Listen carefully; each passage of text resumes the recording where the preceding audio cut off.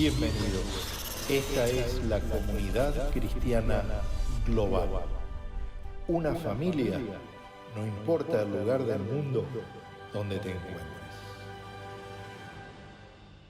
En el pueblo de Israel, voy a correr un poquito de esto para no... Había una fiesta, una vez al año, que se llamaba la fiesta de las enramadas o de los tabernáculos, donde el pueblo, en lugar de vivir en sus casas, hacía unas chozas con rama, unas carpas con ramas, y vivían allí esos días precisamente para recordar el pasado, de donde Dios los había sacado y su paso por el desierto. Y durante los días que se hacía la fiesta, se iba a un estanque que estaba cercano, el estanque de Siloé, se traía agua de ese estanque y venía también un coro que cantaba algunas palabras de Isaías 50 para no decir una cosa por la otra, Isaías 12:3, donde el coro cantaba: con alegría sacarán ustedes aguas de la fuente de la salvación. O sea que el coro cantaba esto mientras traían el agua, y luego el sacerdote, cuando ya llegaban al lugar del templo, derramaba el agua como una ofrenda. Es interesante que justamente cuando terminaba esta festividad, el último día de esta festividad, Jesús, que se había hecho pasar desapercibido durante todos esos días, dice que se levantó y exclamó con voz muy fuerte, como diciendo a gran voz, lo siguiente. Eso lo cuenta el Evangelio de Juan, capítulo 7, versículos 37 al 39. Dice: en el último día, el más solemne de la fiesta, Jesús se puso en pie y exclamó: si alguno tiene sed, que venga a mí y beba. De aquel que cree en mí, como dice la Escritura, brotarán ríos de agua viva. Y con esto se refería al Espíritu que habrían de recibir más tarde los que creyeran en él. Una proclama que hizo Jesús. Con este ejemplo, Jesús era muy práctico, siempre usaba ejemplos de la vida diaria para dar a entender lo que él quería enseñar. Y con este ejemplo de ver el agua derramada, esa cantidad de agua que se traía, quería Jesús demostrar qué era lo que íbamos a recibir cuando nosotros tuviéramos sed de él. Evidentemente, cuando tenemos sed, lo primero que deseamos es tomar agua, es evidente. Y creo que la experiencia de todos es que cuando tomamos otra cosa que no es agua, nunca llega a satisfacer nuestra sed. A veces simplemente por un tiempito nos ayuda, pero siempre nos deja más deseos. En cambio, cuando uno después bebe agua pura, agua limpia, agua fresca, siente que le refresca y que verdaderamente sacia la sed. Por eso, todo lo que hagamos en la vida para satisfacer la sed que Dios pone de Él en nuestra vida, nunca se satisfará si no vamos a la fuente, que es el mismo Jesús. Hoy la gente está acostumbrada a buscar satisfacción en distintas fuentes. Algunos en una vida espiritual fuera de Dios, con el espiritismo, con Nueva Era o con filosofías hindúes o orientales, todo aquello que no compromete pero sí promete ayuda. Pero lo único que satisface nuestra vida interior es tener relación íntima con Jesús, realmente. Ahora, precisamente, somos tan imperfectos, somos a veces tan falibles, que buscamos satisfacer nuestras necesidades de diversas maneras. Y buscamos, y buscamos, y probamos, sin darnos cuenta que la única manera de encontrarnos con aquel que verdaderamente sacia la sed es lo mejor que podemos hacer. Solo Jesús, como anunció aquella vez, puede saciar nuestras almas. Es interesante también que el mismo Evangelio de San Juan, donde menciona que Jesús dijo esto del que tenga sed, venga a mí, beba, y de su interior, dice, correrán ríos de agua viva. No dice que saltará alguna gotita, sino ríos de agua viva. ¿Qué resultado tuvo esto que dijo Jesús? Dice así: por causa de Jesús, la gente estaba dividida. Uno dice, ¿cómo dividida? Sí, dividida. Algunos querían arrestarlos, aunque nadie le puso las manos encima. Los guardias del templo volvieron a los jefes de los sacerdotes y a los fariseos, quienes los interrogaron. ¿Se puede saber, le dijeron a los soldados, por qué no lo han traído? Como diciendo, ¿por qué no tomaron preso a Jesús? Y responden los guardias, nunca nadie ha hablado como este hombre, declararon los guardias. Y ahí le dicen las autoridades, ¿así que también ustedes se han dejado engañar? ¿Acaso ha creído en él alguno de los gobernantes o de los fariseos? No, pero esta gente que no sabe nada de la ley está bajo maldición. Interesante. Cuando uno se acerca a Jesús, cuando uno muestra la vida de Jesús en su vida, siempre produce estas dos cosas: o acercamiento o rechazo. Acercamiento con aquellos que quieren algo más profundo en su vida. Acercamiento con aquellos que buscan lo verdadero. Y rechazo de aquellos que no quieren compromiso con nada, que no quieren profundidad, que les interesa solo lo superficial. Y lamentablemente ocurre que quienes más deben entender, que deberían ser los más preparados, los más educados, los que tienen mayor formación en la vida, son generalmente los que más rápidamente lo rechazan. Y aquellos que son sencillos, que son pobres, que son limitados, son los que más lo aceptan. Para algunos sería signo precisamente de su incapacidad, considerándose lo suficientemente intelectuales e inteligentes como para rechazar el Evangelio. Pero la realidad,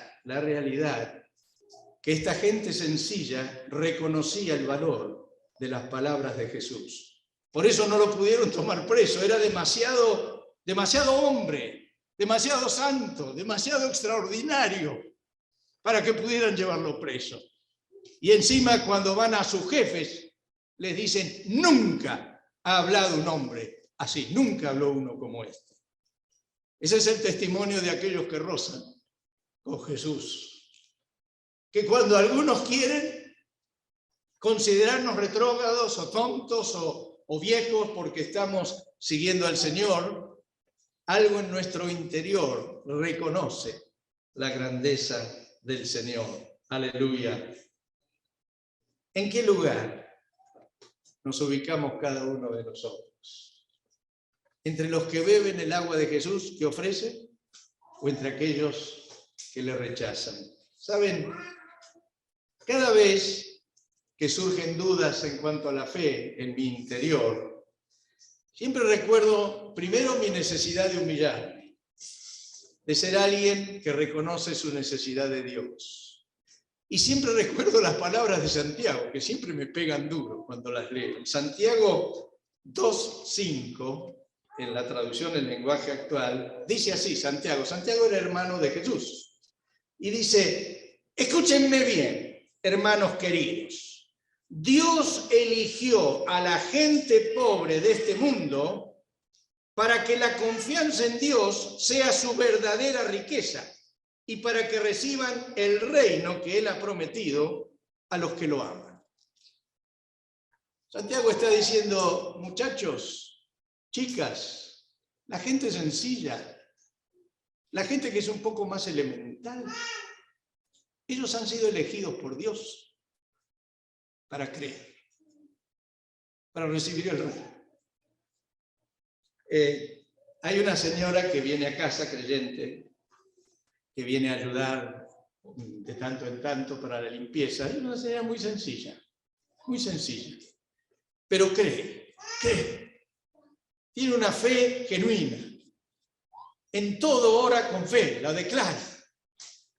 Ahí siempre Maru está enamorada de ella, porque cada vez que viene tiene un diálogo respecto del Señor que eleva la vida. Una mujer sencilla. A veces hablamos con otros que son profesionales, que son eruditos o que son gente de alto nivel sociológico y no tienen ni deseos o ni comprensión de la vida espiritual. Dice también el Señor allí en Mateo 5:3, el famoso Sermón del Monte: dichosos los que tienen espíritu de pobres, porque de ellos es el reino de los cielos.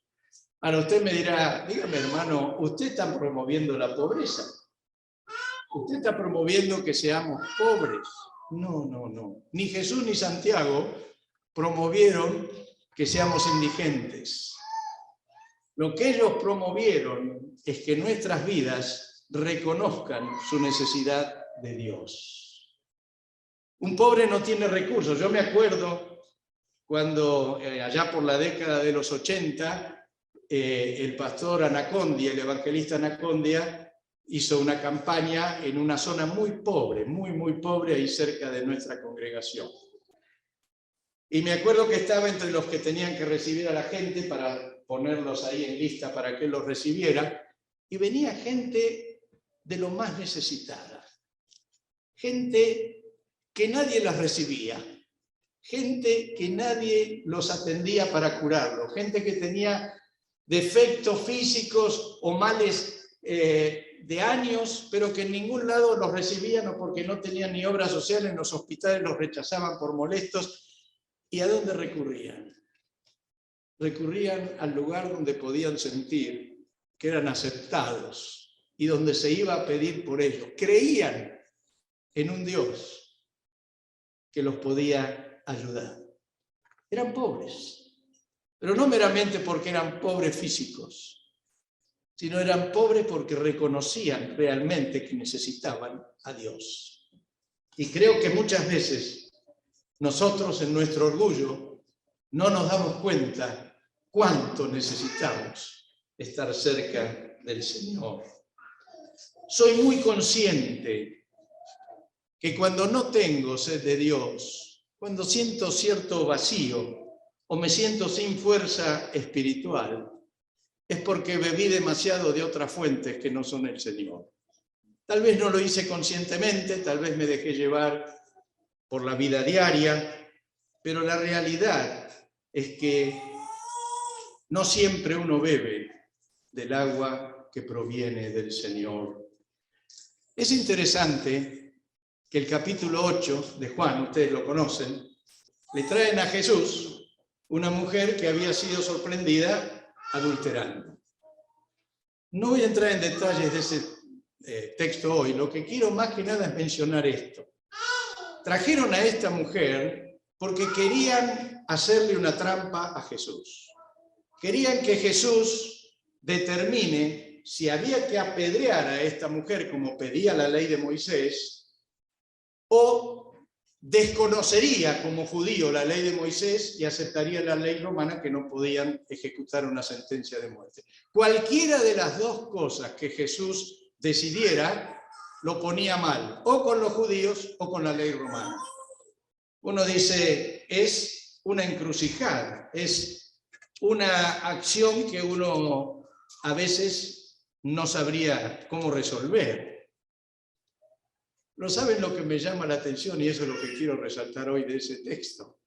No es tanto el juicio a la mujer o a los otros, sino el hecho de que Jesús no se traba. Jesús no duda, Jesús no se pone nervioso, Jesús no trata de ganar tiempo a ver qué hace. No tiene conflicto con lo que dice la ley, no tiene conflicto con lo que dice la ley romana y tampoco tiene conflicto con la misericordia que él representa. no pide que le den tiempo para pensarlo. ¿Y por qué me llama la atención? Porque evidentemente Jesús muestra con su accionar que él bebía permanentemente del agua de vida que venía de su Padre. Él permanentemente se retiraba a orar o permanentemente estaba en una comunión donde el agua que bebía le daba la capacidad de resolver cuantas cosas se le presentaran a diario, por difíciles que puedan ser. Y creo que esto es lo que nosotros debemos tomar conciencia, que no podemos resolver los dilemas a los que enfrentamos en la vida por nuestros propios medios.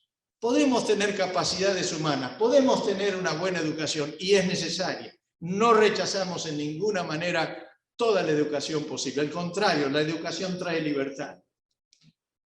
Pero tenemos que entender que por encima de todo lo que podemos humanamente ser capacitados, nada puede reemplazar ni nada supera a beber del Señor y tener la sabiduría, la gracia, la misericordia, el poder que provienen de beber el agua de Jesús.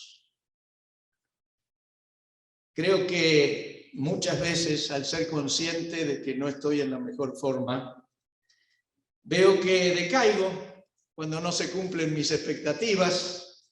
Otras veces pierdo la motivación para luchar. Otras veces me lamento de las cosas que hayan sucedido como sucedieron.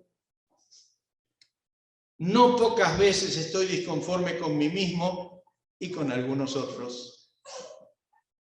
A veces me lamento de tener que vivir determinadas situaciones y en algunas oportunidades culpo a otros por lo que me está pasando y sin decirlo a veces a Dios. Cuando esto me ocurre, yo suelo ver negativamente la realidad que me rodea y tengo la sensación de estar en un callejón sin salida. ¿Te pasó alguna vez? ¿Saben cuál es la respuesta a esta situación interior? Si alguno tiene sed, que venga a mí y beba. Por supuesto que habrá muchas cosas que sabríamos cómo hacer, pero ninguna tan excelente como ir a la fuente. Ninguna tan renovadora como ir a la fuente. Ninguna tan poderosa para resolver como ir a la fuente. Hace poco, me pasa muchas veces. Cuando me siento de esta manera, digo, tengo que hacer un día de ayuno. Y hago un día de ayuno donde siento que no pasa mucho más de lo que pasaba antes. Más bien me cuesta hacerlo en este tiempo. Pero ¿saben algo? Cuando termino mi ayuno, de una manera que ni me doy cuenta, viene la luz, viene la solución, viene la paz. Me debato a veces, digo, ¿qué hago en el devocional? ¿Qué digo? Y de golpe viene algo que en 2 minutos puedo hacer lo que días enteros no podía hacer. El que tenga sed, venga a mí y beba. ¿Cuánta agua solemos tomar durante el día? Según la sed que tengamos. Especialmente los mayores tenemos el drama que no tenemos sed y nos podemos deshidratar por no darnos cuenta. Hay que tomar agua aún sin tener sed, que es una buena señal de lo que hay que hacer con el Señor. ¿Cuánto bebo durante el día del agua que ofrece Jesús? Según la sed de Dios que tenga en mi corazón. Pero es una buena enseñanza que si no tengo sed, tengo que beber igual, porque me tengo que dar cuenta que es un mal síntoma no tener sed. Porque aquellos que bebemos el agua del Señor, siempre renovamos nuestra sed. Usted bebe de Jesús, se siente pleno, se siente lleno, está feliz, pero le vuelve la sed. Porque la gracia de Dios quiere que tengamos sed para beber continuamente de Él. Y porque en Dios siempre hay más de lo que hasta aquí hemos recibido. Es una plenitud no plena. ¿Qué quiere decir? Que estoy pleno con lo que bebí de Jesús, pero igual siempre necesito más para continuar con esa plenitud. Después de resolver la situación de la mujer, Jesús, con notable sabiduría y misericordia, ustedes conocen el texto, Jesús volvió a hablar a la gente, como para completar todavía un poco más la idea. Y eso lo registra Juan 8:12, donde Jesús les dice a todos ellos, a ese público que vio lo que opinó o lo que hizo con esta mujer, a ese público que no se animó a condenar a la mujer porque todos tenían temas para los cuales ser condenados, ninguno estaba limpio. Y Jesús les dice, yo soy la luz del mundo, el que me sigue no andará en tinieblas, sino que tendrá la luz de la vida. Aleluya. El que me sigue no andará en tinieblas. Podemos atravesar tinieblas. Podemos tener un tiempo donde las tinieblas vengan sobre nuestra vida, pero no significa que nuestro corazón, nuestra mente, nuestro espíritu esté en tinieblas. Está en tinieblas lo que nos rodea, pero nosotros estamos en luz, porque Jesús es la luz del mundo y el que lo sigue no estará en tinieblas. Es palabra de Dios. Aleluya. Solemos pensar equivocadamente que estos ríos de vida que promete Jesús son para tiempos especiales de la vida, para cuando hay un avivamiento, cuando hay un tiempo donde Dios nos toca en manera especial. Y por supuesto que eso ocurre en la vida, no es que digo que eso no ocurre, pero no hay evidencia alguna en toda la Escritura que estas sean palabras para momentos especiales. Esto es para todos los días de nuestra vida. Todos los días podemos vivir bebiendo de Jesús, teniendo el agua de vida y no andando en oscuridad. Cuando no bebemos de la fuente de vida que es Jesús, entristecemos al Espíritu Santo. ¿Y saben por qué? No es algo que no tiene consecuencias. ¿Por qué? Porque cuando no bebemos ese agua, a veces oramos sin expectativas. Oramos como es lo que tengo que hacer, pero no vamos a la oración con expectativas. También comenzamos a descreer que algunos cambios son imposibles de que ocurran. Miramos a algunos y decimos, no, este no cambia más. Oramos por un enfermo, pero porque hay que orar. Nunca creemos que se va a sanar, porque no estamos bebiendo del agua. Nos desilusionamos de la marcha de algunas cosas, porque nos parece que no están funcionando. Acostumbramos a aceptar algunos deslices de carácter, porque no estamos bebiendo. Algún exabrupto, alguna manera mala de responder, alguna mentirita piadosa. O pensamos que el mundo es un gigante demasiado grande para poder enfrentarlo. ¿Saben qué? Todo esto entristece al Espíritu Santo e indica que no estamos bebiendo del agua de la vida. ¿Y saben por qué? También dice el Señor, mejor dicho, uno de sus profetas en Jeremías 2:13, dice, dos son los pecados que han cometido mi pueblo. Me han abandonado a mí, fuente de agua viva, ven, siempre está presente el agua de Dios, y han cavado sus propias cisternas rotas que no retienen agua. Jeremías está diciendo, chicos, si ustedes no van a la fuente que es Dios, es como cavar para guardar agua en un lugar que ese agua se pierde, se drena.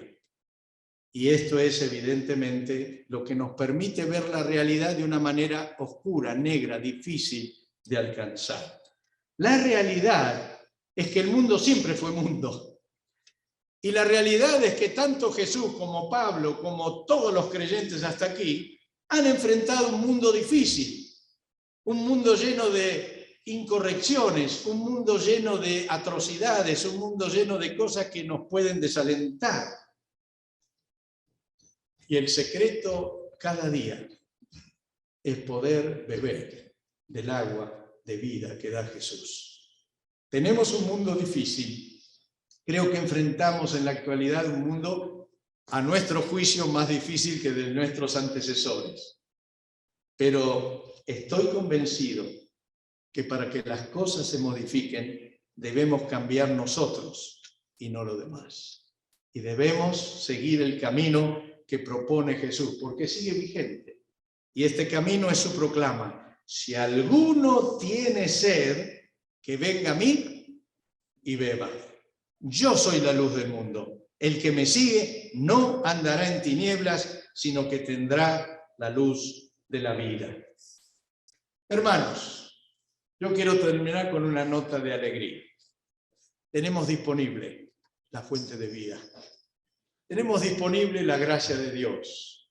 Tenemos disponible que el Señor quiere y espera que bebamos de su presencia. ¿Cómo se bebe? Sencillamente con nuestro corazón abierto a su palabra, con nuestro corazón abierto a la comunión entre hermanos, con nuestro corazón disponiendo tiempo de oración solos, con la familia, con los hijos, como bien decía Gracia, con el esposo, con la familia. Tiempos para el Señor, tiempos donde pueda fluir el agua sobre nuestras vidas y sobre toda nuestra familia y sobre nuestras relaciones y sobre nuestras amistades, que fluya el agua de Dios, que no se acaba, no tiene límite y siempre nos trae sanidad, santidad, gracia, misericordia. Aleluya.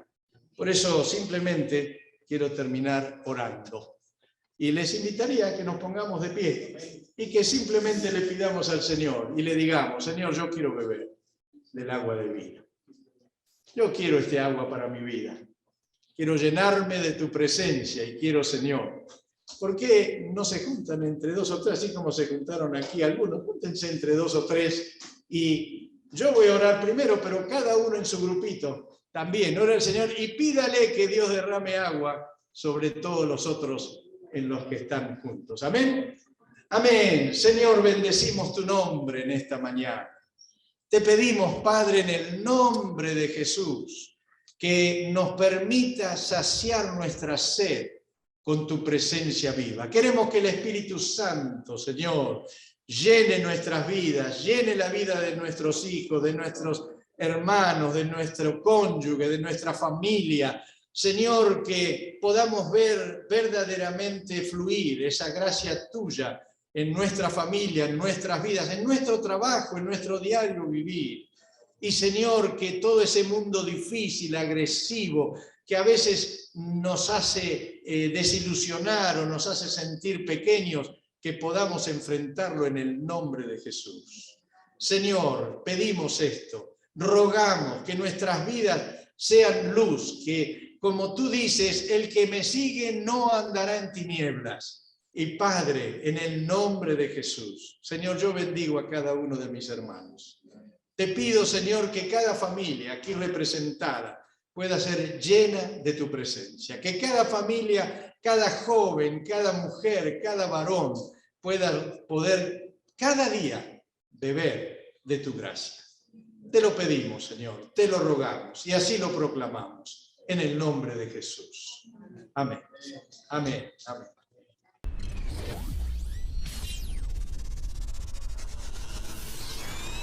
Te despedimos hasta la próxima. Un abrazo de tu familia, de la comunidad cristiana global. Somos familia, no importa el lugar del mundo donde te encuentres.